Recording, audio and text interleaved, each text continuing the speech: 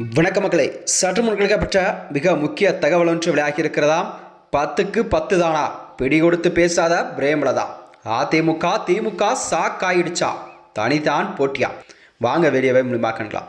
அதாவது தமிழகத்தில் வரக்கூடிய 2026 சட்டமன்ற தேர்தலை ஒற்றிதான் அனைத்து கட்சிகளுமே தங்கள் கட்சி பணிகள் எல்லாம் தீவிரமாக செயல்பட்டு வருகிறதா. அந்த வகையில்தான் அனைத்து கட்சியுமே தனது கூட்டணி பேச்சுவார்த்தை தொகுதி பங்கிடன அரசியலிலே மும்பாரமாக சூடுபிடிக்க தொடங்கிவிட்டதா. அந்த வகையில்தான் அதாவது 2026 ஆண்டு முதன்முறையாக சட்டமன்ற தேர்தலை சந்தித்த போது கூட 2006 ஆண்டு 10% வாக்கு வங்கி ஒன்றுமே அறுவடை செய்த தேமுதிக இப்போது 2% கீழாக வாக்கு வங்கியை பறிகொடுத்திருக்கிறதா. இந்த நிலையில் விஜயகாந்த் ஒரு பெயருக்காக அதிமுக மற்றும் திமுக தேமுதிகவுடன் கூட்டணி அமைக்கலாம் என திட்டமிட்டு இருக்கையில் இந்த வகையில்தான் பிரேமலதா விஜயகாந்த் அவர்கள் ஒரு பிடிகொடுக்காத என்கிறார்களா.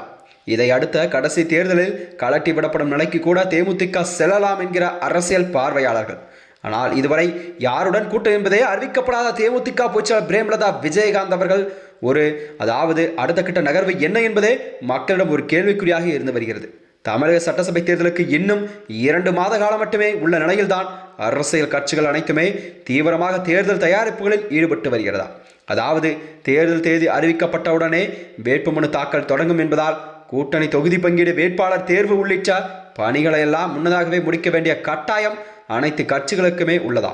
ஆனால் இந்த சூழலில் தேமுதிக மட்டுமே இன்னும் தனது கூட்டணியை இறுதி செய்யாமல் காலம் தாழ்த்தி வருவது என்பது அரசியல் வட்டாரத்திலே ஒரு பரபரப்பை எல்லாம் ஏற்படுத்தி இருக்கிறது.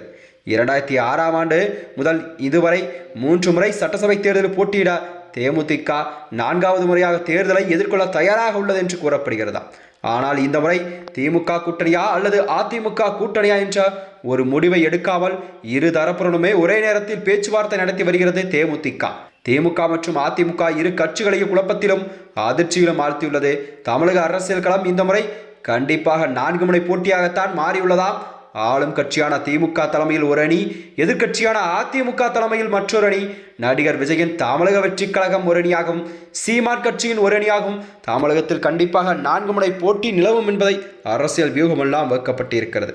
இந்த நிலையில்தான் கூட்டணியில் சேரும் கட்சிகள் எண்ணிக்கையும் அவர்கள் கேட்கும் தொகுதிகள் மிக முக்கியமானதாக பார்க்கப்படுகிறது. திமுக இந்த முறை பலம் வாய்ந்த கூட்டணியாக தேர்தலை சந்திக்கிறது. கடந்த தேர்தலில் இந்த கூட்டணியுடன் கூடுதலாக நடிகர் கமலஹாசன் மக்கள் நீதி மையமும் இணைந்துள்ளதா. அதாவது தேமுதிக கொடுக்கப்படும் டிமாண்டை யார் ஒப்புக்கொள்கிறார்களோ அவர்கள்தான் கூட்டணி என்பதை முடிவில் இருக்கிறார் பிரேமலதா விஜயகாந்த் அவர்கள். அதாவது அவர்கள் கேட்கும் இரட்டை இலக்க தொகுதி மற்றும் ஒரு ராஜ்யசபா எம்பி பதவி என்பது தமிழக அரசியல் வரலாற்றிலே ஒரு பரபரப்பெல்லாம் கிளப்பி இருக்கிறதா. அதாவது இவர் கேட்கும் தொகுதியை கண்டிப்பாக கொடுக்க முன்வரும் கட்சியுடன் தான் நாங்கள் கூட்டணி என்பதை அறிவிக்காமலே பிரேமலதா விஜயகாந்த் அவர்கள் காலம் தாழ்த்தி வருகிறார்களாம். அதாவது அதிமுகவனோ தேமுதிகவுக்கு 10 தொகுதி வரை ஒதுக்க சம்மதம் தெரிவிப்பதாகவும் அரசியல் வட்டாரத்தில் பேசப்படுகிறது. இதனைத் தொடர்ந்து திமுக கூட தேமுதிக கூட்டணி வைத்தால் 7 இடங்கள் கண்டிப்பாக அவர்களுக்கு ஒதுக்கப்படும் என்று கூறியிருக்கிறதாம். இந்த நிலையில்தான் பிரேமலதா விஜயகாந்தின் அடுத்த கட்ட நகர்வு என்னவாக இருக்கும் என்பதை ஒரு கேள்விக்குறியாக பார்க்கப்பட்டு வருகிறது. மேலும் இதுபோன்ற வீடியோக்களை தெரிந்து கொள்ள நமது சேனலை மறக்காமல் சப்ஸ்கிரைப் செய்து கொள்ளும். நன்றி, வணக்கம்.